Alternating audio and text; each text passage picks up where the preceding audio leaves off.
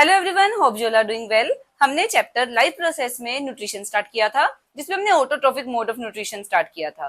Last video में हमने 2 activities की थी। एक थी to prove that sunlight is necessary for photosynthesis, दूसरी एक्टिविटी की थी to prove that chlorophyll is necessary for photosynthesis. आज के वीडियो में हम करेंगे to prove that CO2 is necessary for photosynthesis. तो इस एक्टिविटी के लिए जब CO2 का क्वेश्चन आए, आपके माइंड में स्ट्राइक करना चाहिए पोटेशियम हाइड्रोक्साइड। मतलब CO2 देखते ही आपको याद आ जाना चाहिए एक्टिविटी है पोटेशियम हाइड्रोक्साइड वाली, KOH वाली।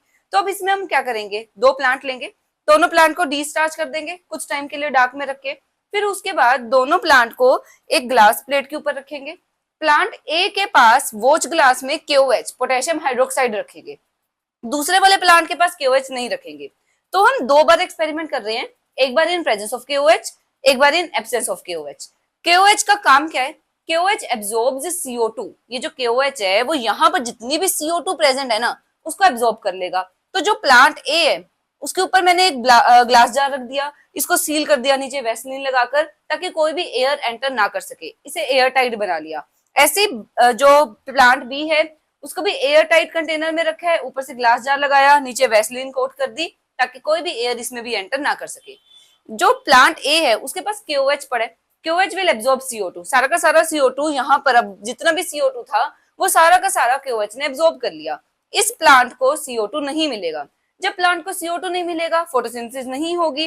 बट जो प्लांट बी है उसके पास KOH नहीं है, तो यहाँ पर CO2 प्रेजेंट होगी। यहाँ पर जितनी भी एयर है उसमें CO2 प्रेजेंट होगी, प्लांट को CO2 मिलेगी, वो फोटोसिंथेसिस शो करेगा। तो जब हम आयोडीन सोल्यूशन से दोनों प्लांट के लीव्स को टेस्ट करेंगे, क्या ऑब्जर्व करना चाहिए? जो प्लांट ए है उसमें फोटोसिंथेसिस नहीं हुई। जब इस प्लांट में फोटोसिंथेसिस नहीं हुई तो जो लीफ है वो ब्लू ब्लैक कलर नहीं देगा जब हम आयोडीन सोल्यूशन से टेस्ट करेंगे। बट प्लांट बी, क्योंकि इसमें फोटोसिंथेसिस हुई, यहाँ पर CO2 प्रेजेंट थी, तो जो ये वाला प्लांट है, ये वाला प्लांट आयोडीन सोल्यूशन से ब्लू ब्लैक कलर देगा। ठीक है, तो जो पार्ट बी था, प्लांट बी था, वो as a control of experiment काम कर रहा है कि KOH की प्रेजेंस में तो फोटोसिंथेसिस नहीं हो रही, बट KOH की एब्सेंस में फोटोसिंथेसिस हो रही है। तो कंट्रोल ऑफ द एक्सपेरिमेंट के लिए हमने 2 प्लांट्स लिए। ठीक है, तो अब इसको हमने लिखना कैसे है, आंसर देख लेते हैं एक बार। Take 2 potted plants, discharge them. दोनों प्लांट्स को डिस्चार्ज कर दिया। Place them on separate glass plates. दोनों को एक एक ग्लास प्लेट्स के ऊपर रख दिया। Place a watch glass containing KOH by side of one of the plant. एक प्लांट के पास KOH रखना है। पर्पस KOH का, it is used to absorb CO2। ये सारे की सारी CO2 एब्जॉर्ब कर लेगा। Cover both these plants with bell jar. Bell jar से ये जो उसके ऊपर कंटेनर रखा हुआ है बेल जार बोलते हैं, इससे दोनों प्लांट्स को कवर कर लिया। वेस्लीन से बॉटम ऑफ द जार्स को सील कर दिया, so that setup is air tight, ताकि पूरा का पूरा सेटअप एयर टाइट हो जाए, अंदर कोई भी एयर और एंटर ना कर सके। Keep the plants in sunshine for about 3-4 days। फिर इसके बाद हम इस प्लांट को धूप में रख देंगे ताकि इसको सनलाइट मिले। फोटोसिंथेसिस करने के लिए प्लांट को सनलाइट में रख दिया। Plug the leaves. दोनों प्लांट के एक एक लीव्स को प्लग करने। बॉइल्ड इन वाटर, ताकि इसके जो सेल्स मेम्ब्रेन है वो परमिएबल हो जाए, आयोडीन सोल्यूशन इजीली सेल्स तक पहुंच जाए। अल्कोहल के साथ वॉश करो। अल्कोहल के साथ क्यों वॉश करना है? ताकि क्लोरोफिल खत्म हो जाए। जब क्लोरोफिल खत्म होता है, लीफ डीकलराइज हो जाता है। डीकलराइज होगा तभी ब्लू ब्लैक कलर अच्छे से दिखेगा। अगर लीफ पहले ग्रीन कलर का होगा क्लोरोफिल की वजह से, तो ब्लू ब्लैक कलर क्लियरली दिखता नहीं है। अल्कोहल में वॉश कर दिया। इन दोनों लीव्स को आयोडीन सोल्यूशन के साथ टेस्ट किया। एक था लीफ प्लांट ए का, दूसरा था लीफ प्लांट बी का। तो क्या रिजल्ट है? Leaf from plant A does not turn blue black. जो प्लांट ए था, क्योंकि उसमें CO2 नहीं प्रेजेंट, CO2 नहीं प्रेजेंट, फोटोसिंथेसिस नहीं होगी। जब फोटोसिंथेसिस ही नहीं होगी, स्टार्च स्टोर नहीं होगा लीव्स में, स्टार्च नहीं है तो ब्लू ब्लैक कलर आयोडीन के साथ नहीं आएगा। बट जो लीफ लिया प्लांट बी से, दैट टर्न ब्लू ब्लैक, वो तो ब्लू ब्लैक हो गया। क्यों? क्योंकि यहाँ पर CO2 प्रेजेंट थी, CO2 प्रेजेंट है, फोटोसिंथेसिस हुई। जो फोटोसिंथेसिस का प्रोडक्ट है वो स्टार्च की फॉर्म में लीव्स में स्टोर हो गया। जो ग्लूकोज थी वो लीव्स में स्टार्च की फॉर्म में स्टोर हो जाती है। तो इससे पता चलता है, क्योंकि यहाँ वाला लीफ ब्लू ब्लैक कलर का हो रहा है, मतलब इस प्लांट में फोटोसिंथेसिस हुई क्योंकि यहाँ पर CO2 प्रेजेंट था। बट इस वाले प्लांट में KOH ने CO2 एब्जॉर्ब कर लिया, प्लांट को CO2 मिला नहीं, तो फोटोसिंथेसिस नहीं हुई। तो ये एक्टिविटी प्रूव करती है कि CO2 होना फोटोसिंथेसिस के लिए जरूरी है। अब तक हमने न्यूट्रिशन में autotrophic mode of nutrition cover कर लिया। अब हम स्टार्ट कर रहे हैं heterotrophic mode of nutrition. Autotrophic के कंपैरिजन में हेटरोट्रोफिक में से क्वेश्चन ज्यादा पूछे जाते हैं, तो इसको ध्यान से करना है। सबसे पहले तो हेट्रो वर्ड का मतलब होता है other. Heterotrophic mode of nutrition वो न्यूट्रिशन हुआ जिसमें ऑर्गेनिजम्स बाकी ऑर्गेनिज्म पर डिपेंडेंट है, अपने फूड के लिए, वो अपना खाना खुद नहीं बना सकते, उनको दूसरे ऑर्गेनिज्म से अपना फूड लेना पड़ता है। तो डेफिनेशन बनेगी, it is mode of nutrition in which organisms are dependent on other organisms for their food. दूसरे ऑर्गेनिजम्स के ऊपर डिपेंडेंट होते हैं अपने खाने के लिए। अब जो ये हेटेरोट्रॉफिक मोड ऑफ न्यूट्रिशन है, ये 3 टाइप का होता है, सेप्रोफाइटिक, पैरासिटिक, होलोजोइक। सबसे पहले सेप्रोफाइटिक। सेप्रोफाइटिक वो ऑर्गेनिजम्स फॉलो करते हैं जो अपना खाना डेड एंड डिकेइंग प्लांट्स और एनिमल से लेते हैं। So it is mode of nutrition in which organisms obtain their food from dead and decaying plants and animal. जैसे बैक्टीरिया, फंगस, एग्जांपल मशरूम, ये अपना खाना डेड डिकेइंग प्लांट्स और animal से ऑब्टेन करते हैं। इस मोड को सेप्रोट्रॉफिक या सेप्रोफाइटिक मोड ऑफ न्यूट्रिशन बोला जाता है। Second, parasitic. पैरासाइट्स होते हैं जो किसी और ऑर्गेनिज्म की बॉडी के अंदर या ऊपर रहकर अपना खाना ऑब्टेन करते हैं। मतलब एक होस्ट बॉडी है, वो होस्ट बॉडी प्लांट भी हो सकती है, एनिमल भी हो सकती है, उसके ऊपर रहकर या उसके अंदर रहकर ये ऑर्गेनिजम्स अपना खाना लेते हैं। एग्जाम्पल जू होती है ना, लाइस। लाइस क्या करती है, हमारे हमारे ब्लड को सक करती है, हमारे बॉडी से खून लेती है या न्यूट्रिएंट्स लेती है, तो इसलिए ये पैरासिटिक मोड को फॉलो करती है। ऐसे लीचीज होते हैं, जो ऑर्गेनिजम्स, कीड़े होते हैं जो body, human body, blood sucker भी बोलते हैं, ह्यूमन बॉडी का ब्लड सक करती है, तो ये भी पैरासाइट का एग्जांपल हुआ।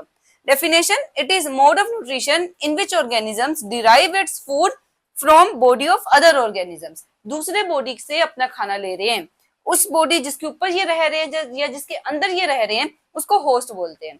प्लांट का भी एक एग्जांपल याद रखना, अमरबेल। अमरबेल होती है जो दूसरे पौधे के ऊपर चढ़ जाती है और दूसरे पौधे को सुखा देती है, उससे सारा का सारा न्यूट्रिएंट अपना ले लेती है। अमरबेल इसका कॉमन नेम है, इंग्लिश में कसकटा बोलते हैं। तो कसकटा प्लांट्स पैरासाइट का एग्जांपल है। अगर स्पेसिफिकली उन्होंने प्लांट पैरासाइट का एग्जांपल पूछा है तो कसकटा बताओगे। एनिमल पैरासाइट में टिक्स, लीचेस, लाइस एटसेट्रा। कई बार क्वेश्चन ये आ जाता है, what is common in cuscuta, ticks and leeches? तो आंसर क्या लिखोगे, all these organisms follow parasitic mode of nutrition. ठीक है। अब थर्ड बचा होलोजोइक मोड ऑफ न्यूट्रिशन। ये वो मोड है जिसमें ऑर्गेनिज्म बाहर से solid food, generally solid food होते हैं, उसको बॉडी के अंदर लेकर जाते हैं। फूड को बॉडी के अंदर लेकर जाना, इसको बोलते हैं इंजेक्शन। फिर उसको ब्रेक डाउन करते हैं स्मॉलर पीसेस में, फिर उससे न्यूट्रिएंट्स लेते हैं। तो एग्जांपल ह्यूमंस, कोई भी एनिमल है जो जैसे काऊ, डॉग एटसेट्रा, और इसके अलावा अमीबा, ये क्या करती है, बाहर एक्सटर्नल एनवायरनमेंट से कॉम्प्लेक्स जो फूड मटेरियल है उसको अपने बॉडी के अंदर लेकर जाते हैं। बॉडी के अंदर वो फूड ब्रेक डाउन होता है सिंपलर फॉर्म्स में और फिर उससे इनको एनर्जी मिलती है। तो डेफिनेशन बनी, it is mode of nutrition in which organism takes complex food, break them into simpler form. बाहर से अंदर लिया, अंदर ये सिंपलर फॉर्म में ब्रेक डाउन होगा। एग्जाम्पल अमीबा या ह्यूमंस, जो सभी ऑर्गेनिजम्स बाहर से फूड लेकर अंदर लेकर जाकर उसको स्मॉलर पार्ट्स में ब्रेक कर रहे हैं, वो होलोजोइक मोड ऑफ न्यूट्रिशन को फॉलो करते हैं। तो हेटेरोट्रॉफिक मोड में 3 टाइप्स हैं। हमने इसके बाद एक तो करना है difference between autotrophic and heterotrophic mode of nutrition, फिर उसके बाद हम करेंगे न्यूट्रिशन इन अमीबा और न्यूट्रिशन इन ह्यूमन बींग्स। बाकी का न्यूट्रिशन पोर्शन ह्यूमन बींग्स वाला सबसे ज्यादा लेंथी पोर्शन है जिसमें से क्वेश्चन ज्यादा पूछे जाते हैं। तो पहले कर लेते हैं difference between autotrophic and heterotrophic mode of nutrition. So अब डिफरेंस कर लेते हैं बिटवीन ऑटोट्रॉफ्स एंड हेटेरोट्रॉफ्स। जब भी कोई डिफरेंस आएगा आप लाइन लगाकर लिखोगे, एक साइड पर फर्स्ट टर्म के बारे में लिखोगे, दूसरे साइड पर सेकंड टर्म के बारे में लिखोगे। और ये ध्यान रखना, अगर differentiate between autotrophs and heterotrophs लिखा है ना, तो पहले ऑटोट्रॉफ्स लिखना फिर हेटेरोट्रॉफ्स, उल्टा मत करना। ठीक है। तो अब सबसे पहले तो जो आपने किया हुआ है उसी से डिफरेंस के पॉइंट बन जाएंगे। हमेशा दोनों तरफ जो पॉइंट्स होते हैं वो सेम टाइप के होते हैं, और जहां से एक तरफ का सेकंड पॉइंट शुरू हो रहा है, जैसे इसका सेकंड पॉइंट इस लाइन से शुरू हो रहा है, तो उधर का सेकंड पॉइंट भी इसी लाइन से शुरू होना चाहिए। आंसर की प्रेजेंटेशन इंप्रूव हो जाती है। तो आंसर देख लेते हैं, क्या लिखोगे, autotrophs, it is mode of nutrition in which organism prepare its own food, अपना खाना खुद बना रहे हैं। Heterotrophs, it is mode of nutrition in which organism is dependent on other organism for their food, दूसरों के ऊपर डिपेंडेंट है, दूसरों से अपना खाना ले रहे हैं। ऑटोट्रॉफ्स को क्लोरोफिल चाहिए, प्लांट्स को क्लोरोफिल चाहिए खाना बनाने के लिए।